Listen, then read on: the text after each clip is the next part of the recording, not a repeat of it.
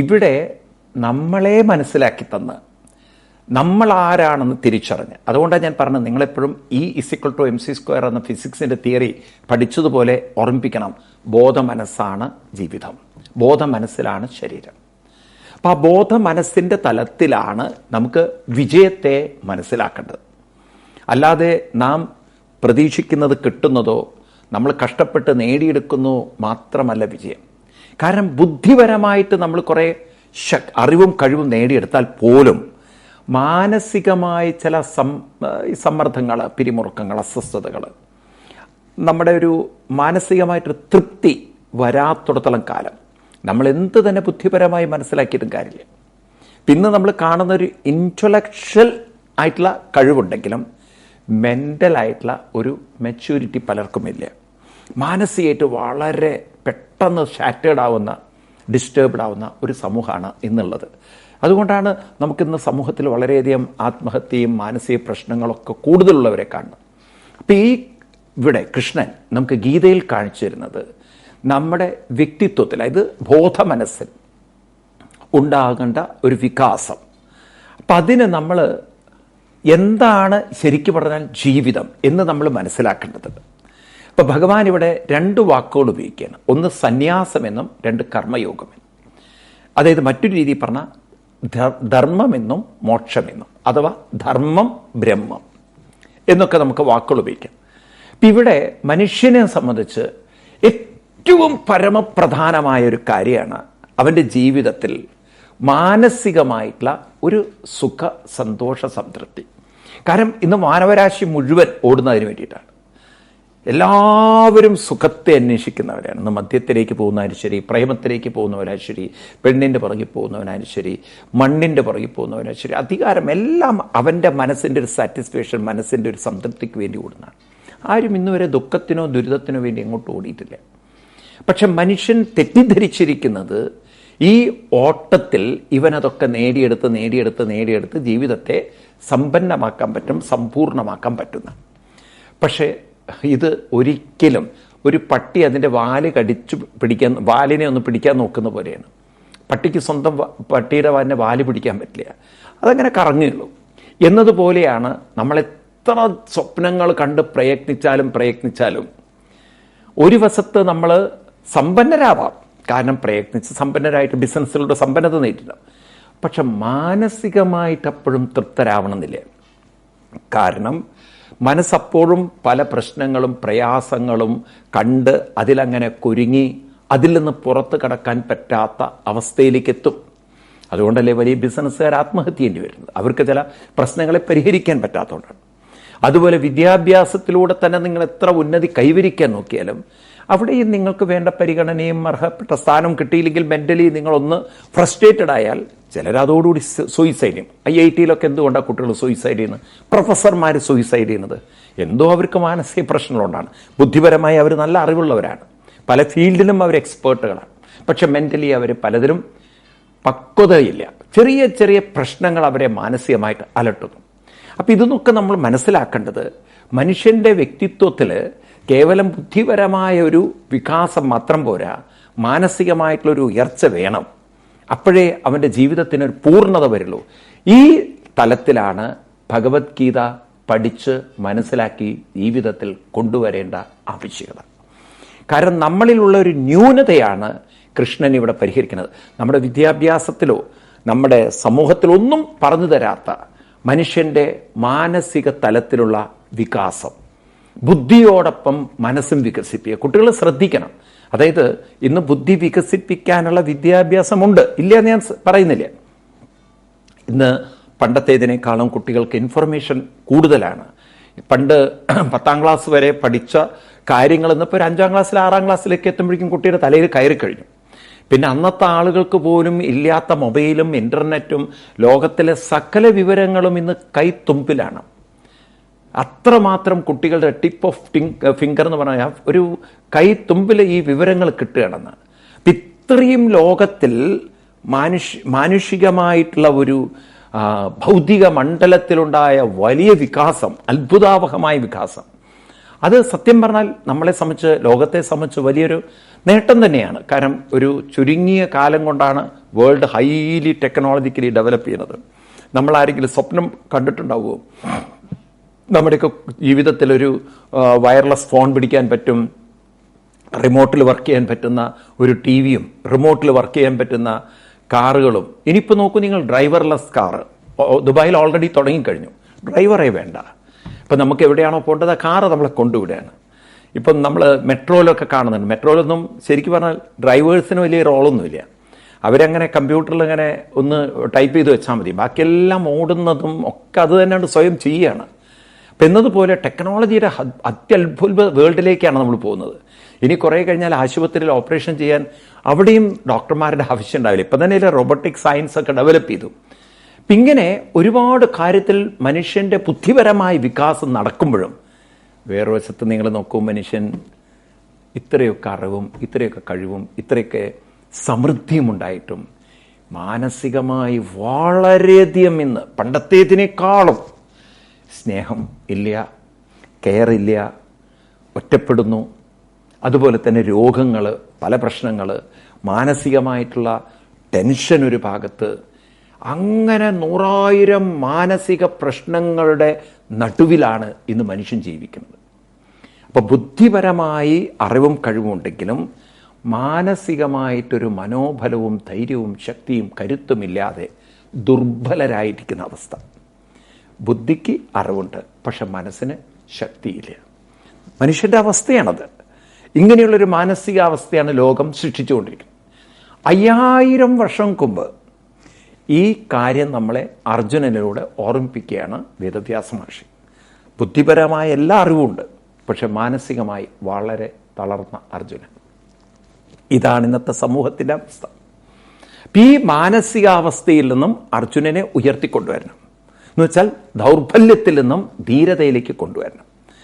അപ്പം നമ്മുടെ ജീവിതത്തിൽ ആദ്യത്തെ നമ്മുടെ ലക്ഷ്യം എന്താണ്? മനുഷ്യ ജീവിതത്തിൻ്റെ ലക്ഷ്യം ഡോക്ടർ ആവലും എഞ്ചിനീയർ ആവലും അല്ലെങ്കിൽ എനിക്ക് കലക്ടർ ആവണം. ഇതൊക്കെ സ്കൂളുകളിൽ കുട്ടികളെ ടൈപ്പ് റെക്കോർഡർ പറയുന്ന പോലെയൊക്കെ റെക്കോർഡ് ചെയ്ത് പറയുന്ന പോലെ അങ്ങനെ പറയിപ്പിക്കും.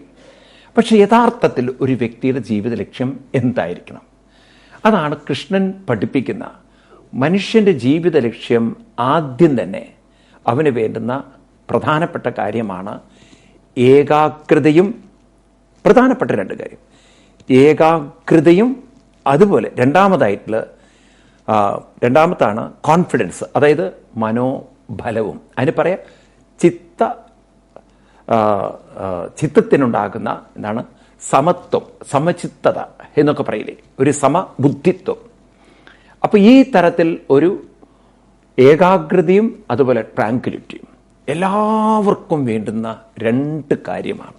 സത്യത്തിൽ നമ്മുടെ സ്കൂളുകളിലൊക്കെ ഇതിനെ ബേസ് ചെയ്തിട്ട് കുട്ടികൾക്ക് ക്ലാസ്സുകൾ എടുക്കുകയാണെങ്കിൽ ബുദ്ധിയും വികസിക്കും, മനസ്സിന് ശക്തിയും വർദ്ധിക്കും.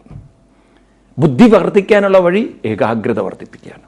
അപ്പം മനസ്സ് ഏകാഗ്രമാവാനാണ് നമുക്ക് കൃത്യനിഷ്ഠയും അനുഷ്ഠാനങ്ങളും. ഞാൻ പറഞ്ഞില്ലേ, പ്രണവോപാസനയൊക്കെ കൃത്യമായിട്ട് ഡെയിലി ഒരു 10-21 പ്രാവശ്യം ചെയ്തു നോക്കൂ. കുറേ ദിവസം കൊണ്ട് മനസ്സൊരേ മന്ത്രത്തിൽ തന്നെ അങ്ങനെ ഏകാഗ്രമാക്കി അങ്ങനെ കടന്നു പോകുമ്പോൾ മനസ്സിൻ്റെ ശക്തി വർദ്ധിക്കും. സംശയിക്കേണ്ട, മനസ്സിൻ്റെ ഏകാഗ്രത വർദ്ധിക്കും. ഇതുപോലെ ഒരു മന്ത്രജപത്തിലൂടെ നിരന്തരം മനസ്സിലങ്ങനെ ഒരു മന്ത്രജപം 108 തവണ ഡെയിലി ജപിച്ച് മനസ്സ് ഒരേ മന്ത്രത്തിൽ തന്നെ കറങ്ങുമ്പോൾ, മനസ്സ് ഒരേ മന്ത്രത്തെ തന്നെ സ്മരിക്കുമ്പോൾ എല്ലാം ചിന്തകളാണ്. ചിന്തകൾക്ക് നാശമില്ല. ചിന്ത എനർജിയാണ്. എനർജി എപ്പോഴും സർക്കുലേറ്റ് ചെയ്തുകൊണ്ടിരിക്കും. അപ്പം നമുക്ക് ചുറ്റും ഒരു പോസിറ്റീവ് വൈബ്രേഷൻ നിരന്തരം നമ്മൾ ജപിക്കും തോറും ഒരു ഫീൽഡ് ഓഫ് എനർജി നമ്മളിൽ ക്രിയേറ്റ് ചെയ്യും. അപ്പം ആ ഫീൽഡ് ഓഫ് എനർജിയിലാണ് പിന്നെ നമ്മൾ ജീവിക്കുന്നത്. അതുകൊണ്ട് മറ്റുള്ളവർ കാണുന്നതാവില്ലേ നിങ്ങൾ കാണുന്നത്. നിങ്ങൾക്ക് കുറേ കൂടി പെർസെപ്ഷനിൽ വ്യത്യാസം ഉണ്ടാവും. ജീവിതത്തെ നിങ്ങൾ കുറച്ചുകൂടി അടുത്തറിയും. കാരണം മറ്റുള്ളവർ കാണുന്നതൊക്കെ അനുഭവങ്ങളെ കാണുമ്പോൾ നിങ്ങൾ അനുഭവിക്കുന്ന മനസ്സിനെ കാണും. നിങ്ങൾക്ക് മനസ്സിലാവും ഇതൊക്കെ സംഭവിക്കുന്നത് നിങ്ങളുടെ മനസ്സിലാണ്. ഇപ്രകാരം ആ മനസ്സിനെ ഏകാഗ്രതയും അതുപോലെ മനോബലവും അഥവാ സമചിത്തതയും ഉള്ളതാക്കി തീർക്കാൻ അതിന് ഭഗവാൻ കൃഷ്ണൻ പറഞ്ഞു തരുന്ന വഴിയാണ് നമ്മുടെ ഉത്തരവാദിത്വങ്ങളെ നമ്മൾ ഭംഗിയായിട്ട് നിറവേറ്റൽ. ഇപ്പോഴും നമ്മൾ ചിന്തിക്കേണ്ട ഒരു കാര്യം അതാണ്. നമുക്ക് വന്നു ചേർന്നിരിക്കുന്ന കാര്യത്തെ നമുക്ക് വേണ്ട വിധത്തിൽ അത് പ്രയോജനപ്പെടുത്താൻ സാധിച്ചാൽ ആ വ്യക്തിക്ക് ഉയർച്ചയും ഉന്നതിയുമുണ്ട്. അങ്ങനെ ആദ്യം നമ്മൾ പ്രവൃത്തിയിലൂടെ, നിരന്തരമായ പ്രയത്നത്തിലൂടെ നാം കൈവരിക്കുന്നു ഏകാഗ്രതയും സമചിത്തതയും. ഇനി രണ്ടാമത്തൊരു തലത്തിലെത്തിക്കഴിഞ്ഞാൽ മനുഷ്യന് രണ്ടാമത് വേണ്ടതാണ് നമുക്ക് കിട്ടിയതിനെ മറ്റുള്ളവരിലേക്ക് പകർന്നു കൊടുത്തുകൊണ്ട് ഒരു സഹായകമായ ഒരു ജീവിത രീതി. മറ്റുള്ളവർക്ക് കൂടി നമ്മളെ കൊണ്ട് പരോപകാരാർത്ഥം ഇതം ശരീരം, പരോപകാരമുണ്ടാവട്ടെ, മറ്റുള്ളവർക്ക് പ്രയോജനകരമായ ജീവിതം. അപ്പം എന്താ ഉണ്ടാവുക? നമ്മുടെ ഉള്ളിലുള്ള എല്ലാം മറ്റുള്ളവരിലേക്ക് അങ്ങനെ പകർന്നു കൊടുക്കുമ്പോൾ, മറ്റുള്ളവരുടെ ജീവിതത്തിലേക്ക് നാം വ്യാപിക്കുമ്പോൾ, അവർക്ക് കൂടി നമ്മളിൽ നിന്നൊരു പ്രയോജനം കിട്ടുമ്പോൾ ഉണ്ടാകുന്നൊരു കൃതാർത്ഥതയും സംതൃപ്തിയും അത് എത്ര പറഞ്ഞറിയിച്ചാലും മതിയാവില്ല. അപ്പോൾ മനുഷ്യൻ കുറേ കഴിഞ്ഞാൽ മനസ്സിലാക്കും, സ്നേഹം എന്ന് പറയുന്നത് സഹായം ചെയ്യുന്നതാണ് സ്നേഹം, മറ്റൊരാളെ സഹായിക്കുക. അപ്പം അവനവനിലെ ആ സ്വാർത്ഥ സുഖത്തിൻ്റെ ചിന്തകൾ വിട്ട് കുറേയും കൂടി മറ്റുള്ളവരുടെ സുഖം തൻ്റെ സുഖമായി തീരുന്ന, മറ്റുള്ളവരെ സുഖപ്പെടുത്തുന്നതിൽ സുഖം കണ്ടെത്തുന്ന, മറ്റുള്ളവരെ സന്തോഷിപ്പിക്കുന്നതിൽ സന്തോഷം കണ്ടെത്തുന്ന ഒരു വലിയ വിശ്വമനോഭാവത്തിലേക്ക് മനുഷ്യൻ ഉയരും. അങ്ങനെ മനുഷ്യനെ ഉയർത്താൻ ഗീത വഴി കാണിച്ചു തരികയാണ്. അതുകൊണ്ട് ഗീത എന്ന് പറയുന്നത് എപ്പോൾ നിങ്ങൾ പേര് കേൾക്കുന്നപ്പോൾ മനസ്സിലാക്കണം, ഇത് മനസ്സിനെ ഏകാഗ്രതയും സമചിത്തതയും, 2, 3 ആ മനസ്സിനെ സേവനത്തിലൂടെ, സഹായത്തിലൂടെ മനുഷ്യൻ്റെ ജീവിതത്തിൽ നേടാവുന്ന ഏറ്റവും വലിയൊരു സംതൃപ്തി കൈവരിക്കാനും പ്രാപ്തമാക്കുക. ഇപ്പം നോക്കൂ, ഒരു വ്യക്തിയെ സംബന്ധിച്ച് ഇത് മതി, സംതൃപ്തി നിറഞ്ഞൊരു ജീവിതം, കൃതാർത്ഥത എന്നൊക്കെ നമ്മൾ വാക്കുപയോഗിക്കില്ലേ, ഇതൊക്കെ മനുഷ്യർക്ക് നേടിയെടുക്കാൻ സാധിക്കും. അപ്പം അങ്ങനെ നേടിയെടുക്കാൻ നമ്മൾ എങ്ങനെ ജീവിക്കണം, എങ്ങനെയാണത് നേടിയെടുക്കുക എന്നതിനെക്കുറിച്ചൊരു വ്യക്തത വേണം. അപ്പം അതുകൊണ്ട് ഇവിടെ അർജുനനോട് കൃഷ്ണൻ പറയാണ്, അർജുന, നീ യുദ്ധക്കളത്തിൽ നിന്ന് ഓടിപ്പോകുന്നത് ശരിയല്ല. കാരണം നിന്നിലൊരു നിക്ഷിപ്തമായ കർത്തവ്യം വന്നു ചേർന്നുണ്ട്. ലോകം നിന്നിൽ നിന്ന് പ്രതീക്ഷിക്കുന്നത് നീ ഒരു യോദ്ധാവാണ്. ഈ ലോകത്തെ നീ സ്വാർത്ഥന്മാരുടെ കയ്യിൽ നിന്നും മോചിപ്പിച്ചുകൊണ്ട് ധർമ്മവ്യവസ്ഥ പുനഃസ്ഥാപിക്കേണ്ട ഒരു ഉത്തരവാദിത്വം നിനക്കുണ്ട്. അപ്പം അങ്ങനെ ഒരു ധർമ്മവ്യവസ്ഥ പുനഃസ്ഥാപിക്കേണ്ട കടമയുണ്ടായിട്ടും നീ അതും ചെയ്യാതെ നീ ഇവിടെ നിന്ന് പോവുകയാണെങ്കിൽ, രക്ഷപ്പെടാൻ നീ ശ്രമിക്കുകയാണെങ്കിൽ, ഈ ഉത്തരവാദിത്വം നിറവേറ്റാത്തതിൻ്റെ കുറ്റബോധം നിന്റെ മനസ്സിനെ വളരെയധികം വേദനിപ്പിക്കും. നിനക്ക് എവിടെ പോയിരുന്നാലും സമാധാനം കിട്ടില്ല. ഞാൻ കഴിഞ്ഞ ക്ലാസ്സിൽ ഡീറ്റെയിൽ ആയിട്ട് ഇതിനെക്കുറിച്ച് പറഞ്ഞു. അപ്പം അതുകൊണ്ട് escapism is not the way. പിന്നെ എന്താണ്? നാം കാര്യങ്ങളെ വ്യക്തമായി മനസ്സിലാക്കിക്കൊണ്ട് ചെയ്യാൻ പഠിക്കുന്നത്. ഇപ്പം ഇവിടെ കൃഷ്ണൻ അർജുനോട് പറയുന്നത്, ആദ്യം നീ മനസ്സിലാക്കുക, സന്യാസം എന്ന് പറയുന്നത് ഒരു വേഷം കെട്ടലല്ല, അല്ലെങ്കിൽ വേഷം മാറലല്ല. എന്താണ് സന്യാസം? പലപ്പോഴും നമ്മുടെ കുട്ടികൾ തെറ്റിദ്ധരിച്ച് മനസ്സിലാക്കിയൊരു വാക്കാണ് സന്യാസം. കാരണം ഈ സന്യാസി എന്നുള്ളത് പല അമ്മമാരും ദുരുപയോഗം ചെയ്യുന്നത്, കുട്ടികൾ കരയുമ്പം പറയും, എടാ നിന്നെ ഞാൻ സന്യാസിക്ക് പിടിച്ചു കൊടുക്കട്ടോ എന്ന്. ഈ കുട്ടികൾക്ക് ഈ സന്യാസി എന്നുള്ള വാക്കുണ്ടല്ലോ, ഭയപ്പെടുത്തുന്ന വാക്കാണത്. ആ സന്യാസിൻ്റെ പൊക്കണ സഞ്ചിയായിട്ട് വരും, നിന്നെ പിടിച്ചുകൊണ്ട് കേട്ടോ. അപ്പോൾ ക്രമേണ ഇപ്പം അത് കുറവാണ്. കാരണം പണ്ട് ഇങ്ങനെ അലഞ്ഞിരുന്ന് നടക്കുന്ന കുറേ സന്യാസിമാരുണ്ടായിരുന്നു. അപ്പം ഇവരെയൊക്കെ കണ്ടുകൊണ്ടായിരിക്കും ഇങ്ങനെ കുട്ടികളിങ്ങനെ സന്യാസി എന്ന് പറയുമ്പോഴേക്കും പേടിക്കുന്നത്. അപ്പം അതുകൊണ്ട് അങ്ങനെയൊക്കെയുള്ള വേഷം ധരിച്ചിട്ട് ട്രെയിനിലൊക്കെ യാത്ര ചെയ്യുന്ന ആൾക്കാരെ കണ്ടു കഴിഞ്ഞാൽ കുട്ടികളുണ്ടല്ലോ, അവരുടെ അടുത്ത് വേഗം അവിടുന്ന് മാർക്കാരെ ഇയാളെങ്ങാനും പിടിച്ച് സഞ്ചിയിലിടുമോ എന്നുള്ള പേടിച്ചിട്ട്. കൊച്ചു കുട്ടികൾക്ക് പേടിയാണ്. അപ്പം അമ്മമാരുണ്ടാക്കി വെച്ച പ്രശ്നമാണത്. ഏതായാലും അങ്ങനെ നമ്മൾ മനസ്സിലാക്കിയ ഒരു വേഷധാരിയല്ല ഇവിടെ സന്യാസി. പിന്നെ ആരാണ് സന്യാസം? അത് കൃഷ്ണൻ മനോഹരമായിട്ട് 3-ാമത്തെ ശ്ലോകത്തിൽ പറഞ്ഞു. നമ്മളത് ആരംഭിച്ചു, എങ്കിലും നമുക്ക് ആ ശ്ലോകം ഒന്നുകൂടി നോക്കാം. ജ്ഞേയസ്സ നിത്യസന്യാസി യോ നദ്വേഷ്ടി ന കാംക്ഷതി നിർദ്വന്ദ്വോ ഹി മഹാബാഹോ സുഖം ബന്ധാൽ വിമുക്തമുച്യതേ. ജ്ഞേയ നിത്യസന്യാസി, അവരാണ് നിത്യസന്യാസി. എപ്പോഴും യഥാർത്ഥ സന്യാസത്തിൽ ഇരിക്കുന്നവർ. അവരെ അറിഞ്ഞാലും സന്യാസിയെ മനസ്സിലാക്കിയാൽ. ആരാ സന്യാസി? നദ്വേഷ്ടി ന കാംക്ഷതി. നദ്വേഷ്ടി എന്ന് പറഞ്ഞാൽ സ്വന്തം കർത്തവ്യങ്ങൾ, കടമകൾ ചെയ്യുന്നതിൽ അവർക്കൊരു വിമുഖതയില്ല, ആരോടും ഒരു ദേഷ്യമില്ല. ന കാംക്ഷതി. അവര് ആരിൽ നിന്ന് എന്തെങ്കിലും ഒന്ന് പ്രതീക്ഷിക്കുന്നില്ല. അപ്പോ വളരെയധികം ശാന്തശിത്ത മനസ്സോടുകൂടി ഇരിക്കുന്ന ആളുകളാണ് സന്യാസി. അവരെ സംബന്ധിച്ച് ആരോടും ഒരു വെറുപ്പില്ല, ആരിൽ നിന്നും ഒരു കാര്യം ഇനി നടക്കണമെന്ന് പ്രതീക്ഷയില്ല. നിങ്ങൾ നോക്കൂ, ഈ രണ്ട് വാക്കുകൾ അർജുനന് തീരെ യോജിക്കാത്ത. അർജുനന് ദ്വേഷ്ടി എന്ന് പറഞ്ഞാൽ ദേഷ്യമൊക്കെ ഉണ്ട്. കൗരവന്മാരോടൊക്കെ ദേഷ്യമുണ്ട്.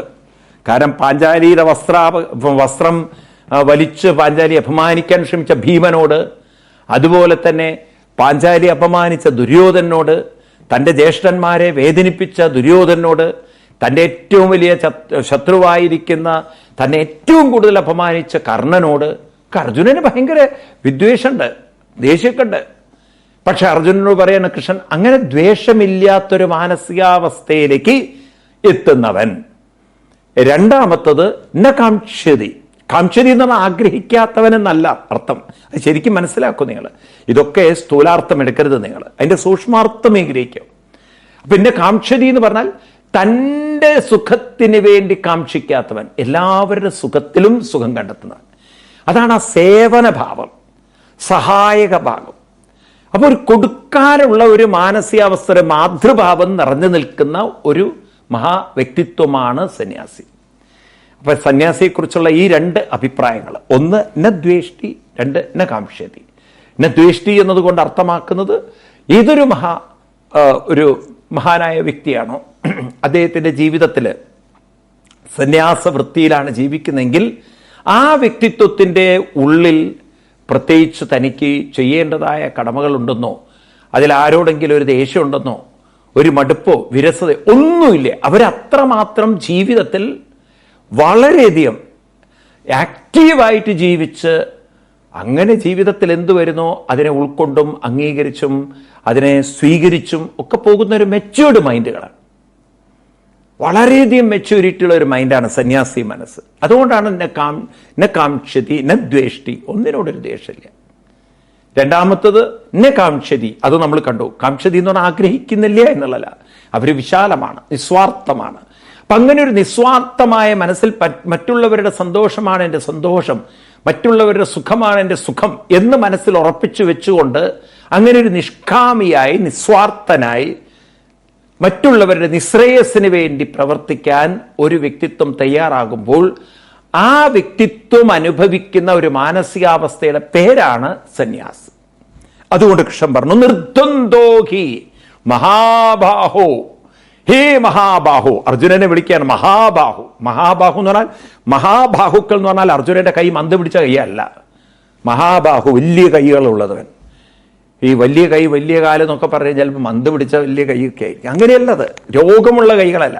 പിന്നെന്താണ്? കൈവരിക്കാൻ കഴിവുള്ളവൻ, വിചാരിക്കുന്നത് നേടിയെടുക്കാൻ കഴിയുന്നവൻ. അർജുന, ഈ മാനസികാവസ്ഥ ഇന്നില്ല എങ്കിൽ നാളെ നമുക്ക് കൈവരിക്കാൻ പറ്റും. അതുകൊണ്ടാണ് കൃഷ്ണൻ മഹാബാഹു എന്ന് വിളിക്കുന്നത്. അർജുന, നീ വിചാരിക്കേണ്ട ഇതൊക്കെ ഇമ്പോസിബിൾ ആണെന്ന്, ഇതെല്ലാം പോസിബിൾ ആണ്. നമ്മൾ പ്രവർത്തിക്കാൻ തയ്യാറുണ്ടോ, പരിശീലിക്കാൻ തയ്യാറുണ്ടോ, മെനക്കെടാൻ തയ്യാറുണ്ടോ, ഇത് നമുക്ക് സാധ്യമാണ്. അതുകൊണ്ട് നിർദ്വന്ദ്വനായി തീരാ. നിർദ്വന്ദ്വം എന്ന് പറഞ്ഞാൽ സുഖം വരും, ദുഃഖം വരും, ജയം വരും, പരാജയം വരും, മാനം, അപമാനം, ഇങ്ങനെയുള്ള പല പെയർ ഓഫ് ഓപ്പോസിറ്റ്സ്, അതായത് ഒന്നൊന്നിന് വിരോധമായിട്ടുള്ളത് നമ്മുടെ ജീവിതത്തിൽ കടന്നു വരുന്ന സമയത്ത് നാം വിചാരിക്കും ഇതൊക്കെയാണ് ജീവിതം എന്ന്. അനുഭവങ്ങളാണ് ജീവിതം എന്ന് കരുതുന്നവരാണ് ഭൂരിപക്ഷം.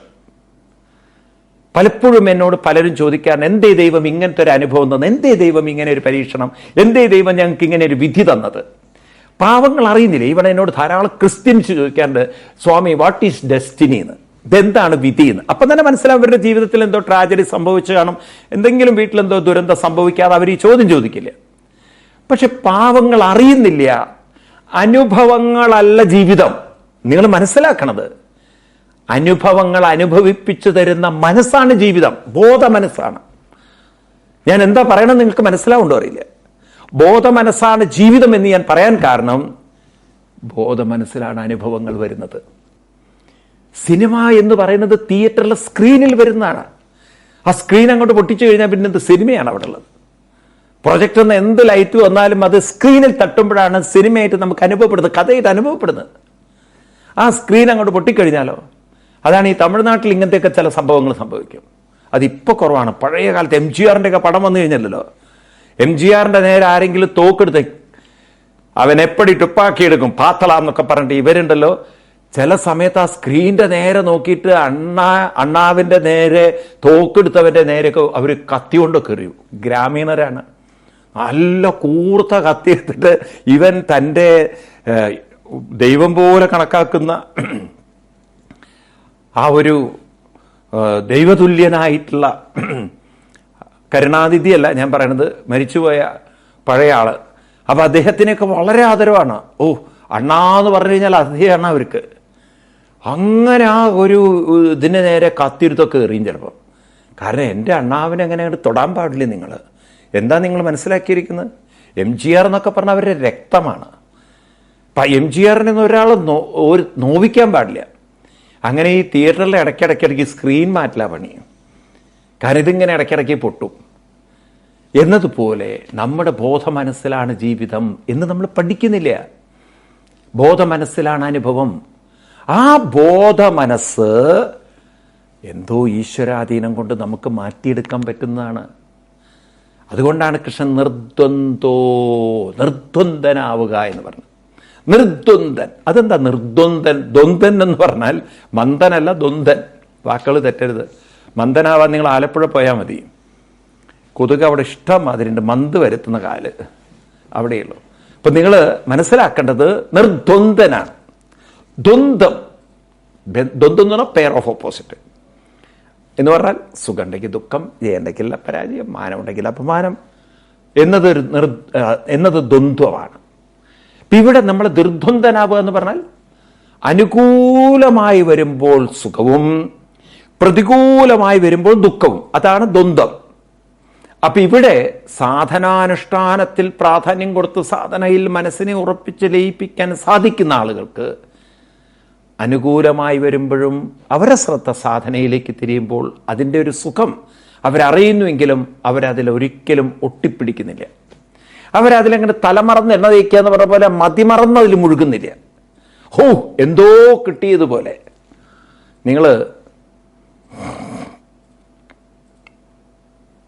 കിലുക്കം എന്നൊരു മൂവിയുണ്ട്, പഴയൊരു മൂവി. അതിലിങ്ങനെ ഇന്നസെന്റിന് ലോട്ടറി അടിക്കുന്ന ഒരു കഥയാണ്. ഒരു കഥയുടെ ഒരു ഭാഗത്ത് അപ്പം ഈ ഇന്നസെന്റിന്റെ ലോട്ടറി നമ്പർ ഇവരാദ്യമേ പൊക്കിയിട്ടുണ്ട്, ആ നമ്പർ എന്തൊക്കെയാണെന്നുള്ളത്. എന്നിട്ട് പാവം പത്രം വായിക്കുമ്പോൾ ഈ നമ്പർ പറയുന്ന സമയത്ത് അവസാനം അദ്ദേഹത്തിൻ്റെ സ്വതസിദ്ധമായ വൻ്റെ അമ്മേ എന്നും പറഞ്ഞൊരു ചാട്ടുണ്ട് മേലോട്ട്. പിന്നെ ആ സമയത്തുണ്ടാകുന്ന ഒരു എക്സൈറ്റ്മെൻറ്റിൽ, കാരണം വലിയ എമൗണ്ട് അടിച്ചിരിക്കും, കോടികളെ. അത്രയും കാലം അയാൾ സെർവൻ്റായിട്ടൊരു വീട്ടിൽ നിൽക്കുകയാണ്. എന്നിട്ട് ആ മുതലാളിക്കിട്ട് കുറെ ചീത്ത വിളിക്കുന്നുണ്ട്. ഓ, എമ്മാതിരി ചീത്ത വാക്കാന്നറിയോ. അതൊക്കെ കേട്ടിട്ട് ഈ മുതലാളി വിചാരിച്ചൊക്കെ വട്ടുപിടിച്ചിരിക്കുകയാണ്. പോയി ചൂലെടുത്ത് അടിച്ചു വരണ്ടെന്ന് പറഞ്ഞപ്പോൾ ചൂലെടുക്കാൻ പിന്നെ അങ്ങോട്ട് ആ തീർത്തും ചീത്ത വിളിയാണ്. കാരണം ഞാൻ മുതലാളിയായിരിക്കുകയാണ്, ഞാൻ ആരാന്ന് മനസ്സിലായി. പിന്നെ നോക്കുമ്പോഴാണ് മനസ്സിലായത് ലോട്ടറിയിലെ ഒരു കുന്തുവിൽ ഇത് പറ്റിച്ചാൽ വലിയ പറ്റിക്കലാണ് പറ്റിച്ചതെന്ന്. അതിനുശേഷം ആ മുതലാളിയുടെ അടുത്ത് വന്നിട്ടൊരു മാപ്പ് പറയലുണ്ട്. ആ ഒരു കഥ രസമാണ്, വളരെ രസകരമായിട്ട് ചിത്രീകരിച്ചിട്ടുണ്ട്. അപ്പോൾ നോക്കൂ നിങ്ങൾ, ഇതാണ് പൊതുവെ മനുഷ്യൻ്റെ അവസ്ഥ. എന്തെങ്കിലും അങ്ങോട്ട് കിട്ടിയെന്ന് പറയുമ്പോഴേക്കും കയറെടുത്ത് ചാടുകയാണ്. ഓ, എന്നാൽ പോയി എന്ന് പറഞ്ഞാലോ സഹിക്കാൻ പറ്റുന്നില്ല. ഒരു മാർക്ക് കുറഞ്ഞതിൻ്റെ പേരിൽ വീട്ടിൽ നിന്ന് ഇറങ്ങിപ്പോകുന്ന കുറേ പൊട്ടന്മാർ തിരിച്ചങ്ങോട്ട് തന്നെ വരും. അല്ലാതെ ഇപ്പോൾ ഇവിടെ പോകാനാ? എവിടേക്കോ പോയി പിന്നെ ജീവിതത്തിൽ കാണാതെ പോയ കുട്ടികൾ. കഴിഞ്ഞ ഒരു ആഴ്ച മുമ്പ് ഒരു അമ്മ വന്നിട്ട് പറയുകയാണ്, എനിക്ക് 2 മക്കളാണ്. ഞാൻ ചോദിച്ചു എന്തോ ചെയ്യണം മക്കളൊക്കെ. ഒരുത്തൻ്റെ അഡ്രസ്സില്ലാന്ന്. അതെന്താ കാരണം? അവൻ 10ാം ക്ലാസ്സിൽ അവർ കുറച്ച് മാർക്ക് കുറഞ്ഞതിൻ്റെ പേരിൽ എഴുതി ഇറങ്ങിപ്പോയതാ. സ്വാമി എനിക്കൊന്നും അറിയില്ല എന്നാണ് കരയാൻ തുടങ്ങി. ഞാൻ പറഞ്ഞു അവൻ രക്ഷപ്പെട്ടിട്ടുണ്ടാവും. എന്തായാലും അമ്മയ്ക്ക് ഇനി കാണാം, അടുത്ത വിദ്യാഭ്യാസ മന്ത്രി ആരാന്ന് ചോദിച്ചാൽ നിങ്ങളുടെ മകനായിട്ടുണ്ടാവും. കാരണം ഇങ്ങനത്തെ ടീമൊക്കെയാണ് അവിടെ എത്തിച്ചേരുക. ഇവരൊക്കെ തലതിരിഞ്ഞ് എങ്ങനെയെങ്കിലും രാഷ്ട്രീയത്തിലെത്തും. കാരണം എല്ലാവർക്കും തൊഴിൽ കൊടുക്കുന്ന ഒരേ ഒരു പ്രസ്ഥാനം രാഷ്ട്രീയമാണ്. കാരണം അതൊരു വലിയ പ്രസ്ഥാനമാണ്. പണ്ട് EK നായനാരോട് പറഞ്ഞു, നോക്കൂ നിങ്ങളുടെ പാർട്ടി ഇതുവരെ യുവാക്കൾക്കൊന്നും തൊഴിൽ കൊടുക്കുന്നില്ല എന്ന്. അപ്പോൾ ഉടനെ അയാൾ പാർട്ടിയുടെ നേതാക്കന്മാരോട് ചോദിച്ചു, നമ്മുടെ പാർട്ടിയിൽ പ്രായപൂർത്തിയായവർ എത്ര പേരുണ്ട്, ഇതൊക്കെ കെട്ടിച്ചു വിടുന്നു. അതെന്തിനാണ്? അതെന്നെ ഒരു പണിയാണെന്ന്. ഇനി വേറെ പണിയുണ്ട്. ഈ കെട്ടിക്കഴിഞ്ഞാൽ പിന്നെ അവൻ അവളെയും കൊണ്ട് നടന്നോളൂ. പിന്നെ അവന് പണിയില്ല എന്ന് പറഞ്ഞാൽ അവൻ നടക്കില്ല. പിന്നെ അവൻ അധ്വാനിച്ച് എന്തെങ്കിലും പണി ഉണ്ടാക്കും. കാരണം അവൾ വീട്ടിൽ കയറ്റില്ല അവന്. ഇവനെങ്ങനെങ്കിലും പണിയെടുക്കാൻ തുടങ്ങും. അപ്പോൾ ആളുകളെ പണിയെടുപ്പിക്കാൻ ഏറ്റവും നല്ലത് ഇവനെ കെട്ടിച്ചു വിടലാണ്. അപ്പം അതുകൊണ്ടായിരിക്കാം ഈ 21 വയസ്സ് കല്യാണത്തിനാക്കണം എന്ന് പറഞ്ഞപ്പോൾ തന്നെ ചിലർ പ്രസന്റ് ആക്കാൻ തുടങ്ങിയത്. കാരണം അവർക്ക് പെട്ടെന്ന് മക്കളെ കെട്ടിച്ചു കൊടുത്താൽ ആൺകുട്ടികൾ അത്രയും പണിയെടുക്കാൻ പോകുമല്ലോ. നിൽക്കട്ടെ. അപ്പം പറഞ്ഞു വരുന്നത് നിർദ്വന്ദ്വരാവുക എന്ന് പറഞ്ഞാൽ അർത്ഥം സുഖം വരുമ്പോൾ ചിരിക്കാതിരിക്കുക. ഞാൻ നിർദ്വന്ദ്വനാണ് എന്ന് പറഞ്ഞാൽ മസിൽ പിടിച്ചിരിക്കലല്ല. ദുഃഖം വരുമ്പോൾ കരയാതിരിക്കുക.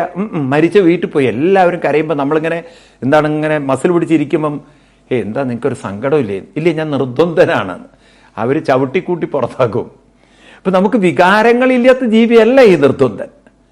എന്നാൽ ആ വികാരങ്ങളിൽ കുരുങ്ങി ആ വികാരങ്ങളിൽ തളരുന്ന വ്യക്തിത്വമല്ല. ഇത് നമ്മൾ ശരിക്കും പഠിക്കേണ്ടതാണ്. മനുഷ്യൻ ഇങ്ങനെ ആവാൻ പറ്റുമെന്നുള്ളത്. മനുഷ്യൻ്റെ മാനസിക മണ്ഡലത്തെ അവന് മാറ്റിയെടുക്കാൻ പറ്റുമോ? അത് മാറ്റിയെടുക്കുന്നിടത്താണ് വിജയം എന്ന് ഗീത പറയും. അതുകൊണ്ട് ഈ വിഷയത്തെ നമുക്ക് കുറച്ചുകൂടി ഉള്ളിലേക്ക് ഇറങ്ങി ചെന്ന് തന്നെ പഠിക്കേണ്ടതുണ്ട്. കാരണം ഇത് വളരെ ഡീപ്പ് സബ്ജക്റ്റാണ്. നമുക്ക് നേടിയെടുക്കേണ്ടതാണ്, നമ്മൾ കൈവരിക്കേണ്ടതാണ്. എങ്കിൽ നമുക്കൊരു വ്യത്യസ്ത ജീവിതം വാർത്തെടുക്കാൻ